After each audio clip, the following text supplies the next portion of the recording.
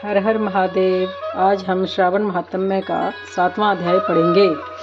मंगलवार व्रत कथा। ईश्वर ने कहा, हे सनत कुमार, अब मैं आपसे उत्तम मंगलवार का व्रत करूँगा, जिससे करने से वैधव्य का नाश होता है। 5 साल तक इस व्रत को करें। इसका नाम मंगला गौरी व्रत है। यह पाप को नष्ट करने वाला है।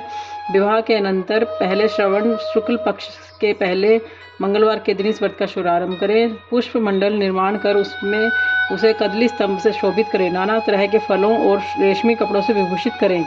उसमें देवी की प्रतिमा स्थापित करें। यथाशक्ति उस प्रतिमा का अर्चन करें। उस प्रतिमा में मंगला गौरी का 16 उपचारों से, 16 दुर्वा दलों से, 16 चिड़चिड़ा दलों से, 16 चावल और 16 चने की दाल से अर्चन करें।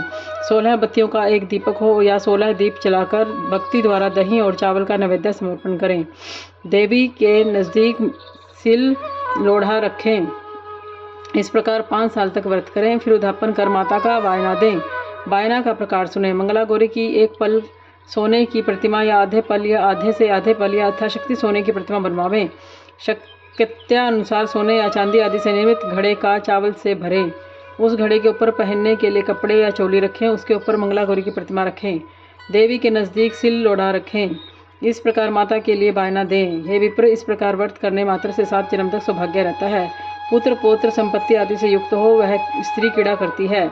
सनत कुमार ने ईश्वर से पूछा, हे शंभो, इस व्रत को पहले किसने किया है? किसको इस व्रत करने का क्या फल मिला?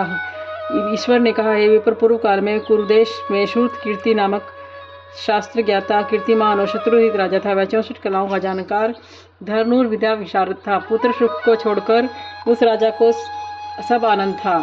संतान के लिए राजा बहुत चिंताकुल हो गया। जब और ध्यान युक्त हो देवी की आराधना की, उसके तप से देवी प्रसन्न होकर उससे बोली, हे सुव्रत, वर मांग। श्रुत कीर्ति ने कहा, हे देवी, आपके कृपा रूपी प्रसाद से किसी अन्य चीज की कमी नहीं है। राजा की ऐसी वाणी को सुनकर मंद मंद हंसती देवी ने कहा, हे राजन, तुम दुर्लभ वस्तु की याचना मांग रहे हो, लेकिन कृपा कर तुमको पुत्र दूंगी।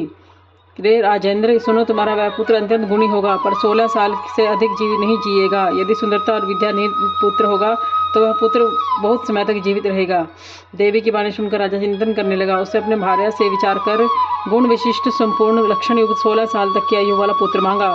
देवी ने उस समय भक्त राजा के लिए आज्ञा दी, हे नृपनंदन, मेरे दरवाजे पर आम का पेड़ है। मेरी आज्ञा से उस आम के एक फल को अपनी पत्नी को खाने को दो। उसके खाने के समय रानी संदेह निर्धारण करेगी। राजा ने प्रसन्न हो देवी की आज्ञा अनुसार अपनी पत्नी को आम्र फल दिया। उसके खाने से पत्नी ने गर्भ धारण किया। उसमें 10वें महीने में देव तुल्य पुत्र पैदा हुआ। हर्ष शोक से संपन्न राजा ने उस पुत्र का जात कर्म आदि संस्कार कर दिया और शीर्ष समन करते हुए पिता ने उसका चिरायु नाम रखा।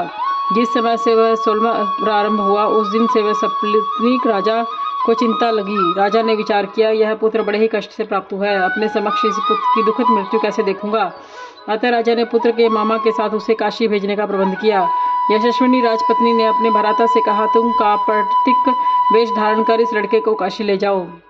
मैंने पूर्व में पुत्र की प्राप्ति के लिए निमित्त भगवान मृत्युंजय की प्रार्थना की थी। हे विश्वेश्वर, पुत्र की प्राप्ति पर जगत पिता की यात्रा के लिए भेजूंगी, अतः पुत्र को इसी समय ले जाओ। इसकी यत्न से रक्षा करना। अपनी बहन की वाणी सुनकर भांजे को साथ ले काशी गया। रास्ते में जाते हुए कई दिन बाद आनंद नगर पहुंचा। वहां संपूर्ण समृद्धि से युक्त वीरसेन नाम के राजा था।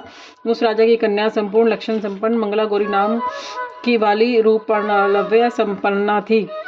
उस समय वह बालिका सखियों के सहित अपने गांव के समीप रमणीक बगीचे में खेलती थी। उसी वक्त राजपुत्र चिरायु और उसका मामा दोनों वहां पहुंच गए।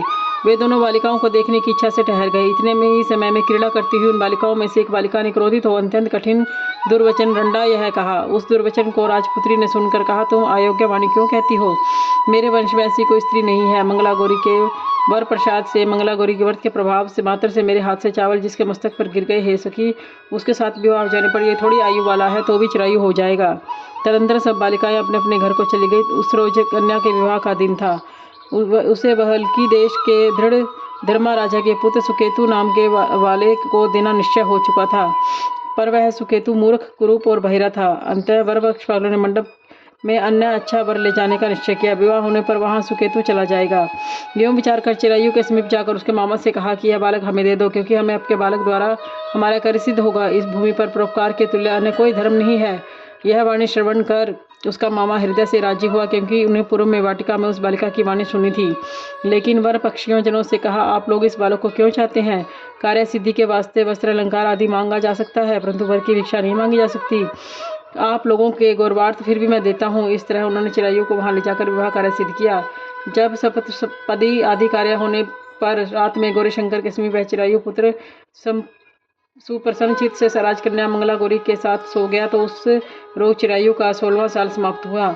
उसी रात को सांप के रूप में काल आया। उसी समय देव योग से राजकन्या जाग गई। वह महासर्प को देख भय से बहविल होकर कांपने लगी। उस समय दृढ़ता से राजकन्या ने सांप की पूजा की और 16 उपचार से अर्चन कर पीने के लिए बहुत सा दूध दिया, प्रार्थना की। दीन वाणी से उस शाम की स्तुति की। मंगला गौरी की प्रार्थना की कि मैं उत्तम व्रत को करूंगी, मेरे पति को इस श्राप से जीवित हों तथा चिरंजीवी हों, ऐसा कीजिए। उस समय उस सांप ने कमंडल में प्रवेश किया। अपनी कुंचकी को चोली से राजकन्या ने उस कमंडल का मुख बांधा। तदंतर उसके पति शरीर के अंगों को ऐंठते हुए जाग उठे। अपनी पत्नी से कहा, हे प्रिय, मुझे भूख सता रही है। उसने माता के समीप जाकर पायस, लड्डू आदि लाकर पति को दिया। उसने प्रसन्नचित होकर भोजन किया। हाथों के धोने के समय उसने हाथ से अंगूठी गिर गई। वह पान खाकर फिर सो गया। फिर वह राजपुत्री कमंडल पात्र को फेंकने गई, लेकिन विधि के विधान से बाहर जाने पर चमकते हुए हार की कांति देखकर विस्मय को प्राप्त हो गई। उस घट में स्थित हार को अपने कंठ में धारण किया। कुछ रात अब शेष रही तो चिरायु का मामा उसे ले गया। चिरायु के जाने के बाद वर पक्षीय जन सुकेतु ले गए। मंगला गौरी ने उस सुकेतु को देखा तो वह कहने लगी, यह मेरा स्वामी नहीं है। सब भी वर पक्षीय महानुभाव राजकन्या से कहने लगे, हे शुभे, यह क्या कह रही हो? यदि कोई पहचान हो तो कहो। मंगला गौरी ने कहा, जिसने रात में नवरत्नों निर्मित अंगूठी मुझे दी थी, वह इस उंगली में देकर पहचान करो। रात में स्वामी पतिदेव ने मुझे हार दिया है। उस हार के रत्नों की सुंदरता कैसी है, यह बताओ। यह तो कोई अन्य ही है। रात्रि में आम्र सेचन के समय मेरे पतिदेव ने केसर युक्त पैर मेरी जांघ पर लगा हुआ है। सब लोग उसे भी देखें। देरी न करें। रात के समय जो बातचीत हुई तथा भोजन क्या हुआ, उससे भी यह कहें, तो यह मेरा पति होगा। यह मंगला गौरी की वाणी सुनकर सब लोगों ने कहा, ठीक है, लेकिन चिन्हों के नाम से सुकेतु के बतलाए हुए एक भी पहचान नहीं मिली। तब सब लोगों ने मना किया।